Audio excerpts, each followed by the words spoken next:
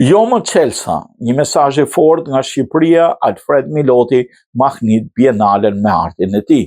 Çelsi që hap zemrat nuk është prej hekuri, por prej dëgjimit të respektit të së vërtetës.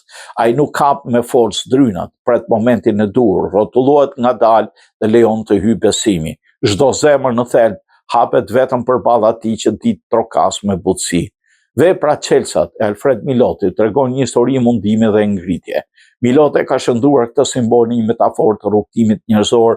Në veprat e tij Çelsi shfaqet shpeshherë i shtrembër, i përulur, i përtredhur, i shënuar nga pengesat që ka sjellë jeta.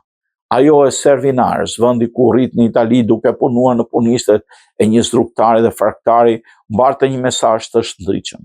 Fal takimit me familjen Bianco, e cila njohu talentin dhe mbështeti në studimet dhe në diplomimin në Akademinë e Arteve të Bukura në Brera, vuajtja u shndrua në mundësi.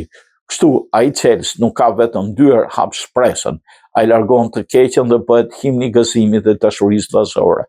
Miloti paraqet në Bienalen e Artit Venecias një mesazh të veçantë.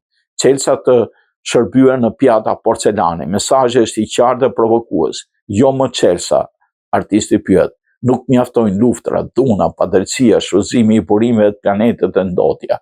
Kështu, Alfred Milot lëshon një kushtëfish, një paremërim dhe një thirrje, mos harroni atë që na është dhënë dhe ndryshoni drejtim para se të jetë vonë për të korrigjuar rrugën.